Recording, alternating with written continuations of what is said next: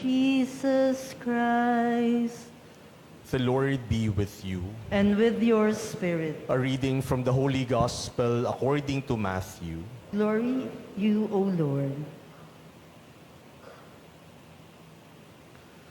Jesus said to the chief priests and the elders of the people, "Hear another parable. There was a landowner who planted a vineyard, put a hedge around it, dug a winepress in it, and built a tower. Then he leased it to tenants and went on a journey.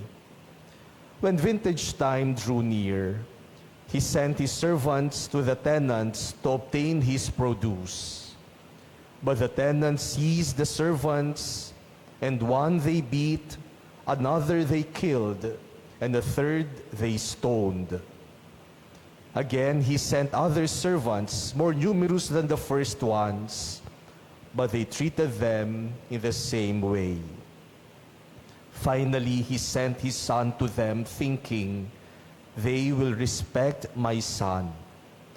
But when the tenants saw the son, they said to one another, 'This is the heir. Come, let us kill him and acquire his inheritance.' They seized him, threw him out of the vineyard, and killed him. What will the owner of the vineyard do to those tenants when he comes?" They answered him, "He will put those wretched men to a wretched death and lease his vineyard to other tenants who will give him the produce at the proper times." Jesus said to them, "Did you never read in the scriptures, 'The stone that the builders rejected has become the cornerstone. By the Lord has this been done, and it is wonderful in our eyes.' Therefore I say to you, the kingdom of God will be taken away from you and given to a people that will produce its fruits."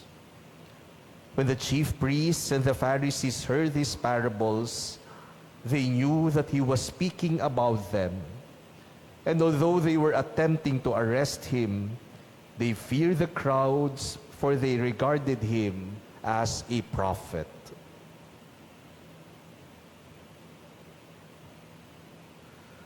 The Gospel of the Lord. Praise to you, Lord Jesus Christ.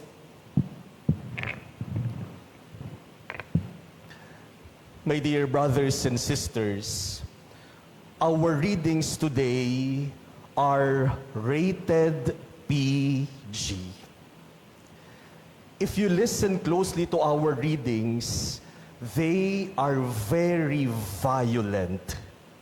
Kaya kung may mga batang nakikinig, dapat gabayan nating mabuti sa mga kwento ng ating mga pagbasa sa araw na ito.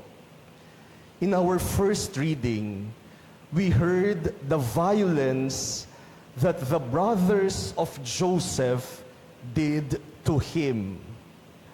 Magkakapatid sila, pare-parehong anak ni Jacob. Kaya lang, ang paborito ni Jacob ay si Joseph. And because of that, the other brothers, the siblings of Joseph, were envious of him. They were jealous because he is the favorite of their father. Kaya meron silang lihim na inggit, galit, at selos kay Joseph. And because of that, they plotted to kill Joseph. Siguro sa isip-isip ng magkakapatid, kapag wala na itong paborito, mapupunta na sa atin ng atensyon ng ating tatay. Kaya patayin na natin itong kapatid nating ito na paborito ng tatay natin. Yun yung kanilang plano. Papatayin ang isa nilang kapatid. Pero naisip-isip nila, ano bang mapapakinabang natin kapag pinatay natin to? Ibenta na lang natin para maging alipin sa ibang lugar, kikita pa tayo. At least hindi pinatay, pero binenta naman ang kanilang kapatid. What a violent plan they did, they plotted against their very own brother. But did they achieve their purpose? Nakuha ba talaga nila yung atensyon ng kanilang ama nung mawala na si Joseph? Hindi rin. Kasi lalong nalungkot yung kanilang tatay dahil nawala ang kanyang paboritong anak.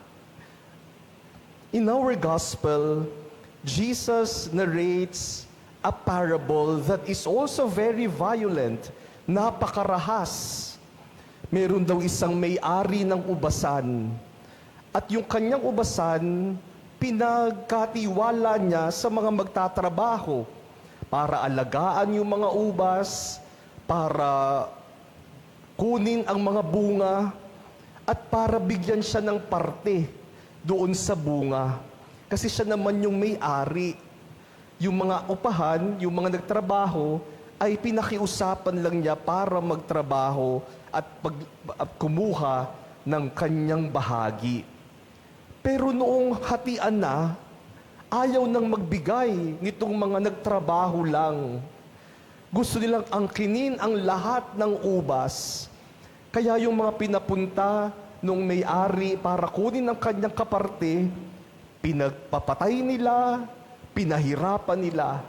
Nagpadala uli yung may-ari, ganun na naman ang ginawa nila. Bandang huli, pinadala niya ang kanyang anak. Pero kahit yung anak, pinatay nitong mga nagtrabaho lang doon sa ubasan. They were very violent because they wanted the vineyard for themselves. But were they successful? No. Because in the end, they were punished for what they did. My dear brothers and sisters, the stories of our readings today are very troubling. They are very disturbing because they are happening in reality.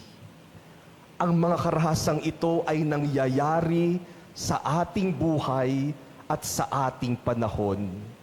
Because many people think that in order to achieve something, in order to get what I want, the only way is violence. Kaya kahit po sa mga bansa, ganyan, bakit ba nagkakaroon ng digmaan? At bakit maraming sibilyan ang naaapektuhan sa mga digmaan? Dahil akala ng mga bansa para kumakuha ang kapangyarihan, ang lupa, ang kayamanan ng kabilang bansa, dahas ang gagamitin. O kaya yung mga gustong yumaman, gagamit ng dahas, magnanakaw, o kaya papatayin yung mga may-ari para makuha nila yung ari-arian. Kahit sa mga simpleng buhay, nung isang araw po, papunta ako sa isang lugar, matraffic, kaya nagigit-gitan ng mga sasakyan, ayaw magbigayan. Kaya kamuntik ng magkasagian yung dalawang sasakyan. Gitgitan kasi ng gitgitan. At dahil doon, bumaba silang pareho at gusto nilang magsuntukan doon sa gitna ng kalsada para malaman kung sino ang dapat mauna. Pero dahil sa ginawa nila, lahat kami hindi nakakilos.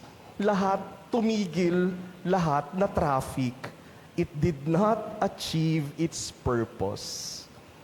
Violence will never be a means to a good end. Gusto mo ng kapayapaan, pero paanong ginagawa ang kapayapaan? Hindi sa pamamagitan ng karahasan, kundi sa pamamagitan ng mabubuting gawa ng kabutihan sa isa't isa. Kahit kailan, hindi magbubunga ng kabutihan ang karahasan.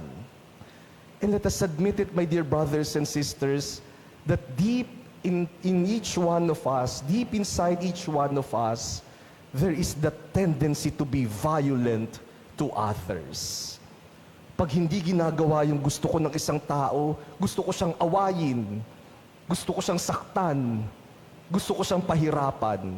Violence.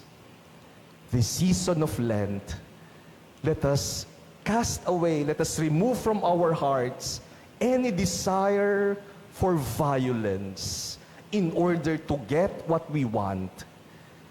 Let us always remember that the ways of God are the ways of peace, of justice, of tenderness, of unity, and of love.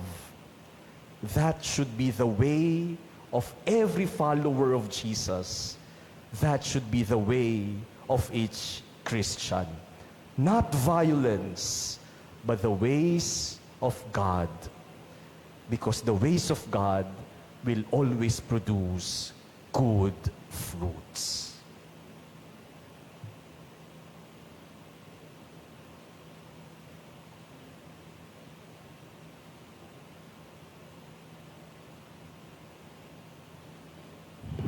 Please stand. The parable of the tenants reminds us that we are tenants working in the vineyard of the Lord, who waits for us to tender him the fruits that he desires. For every petition, let us say, Lord, hear our prayer. Lord, hear our prayer. Grant that the rich and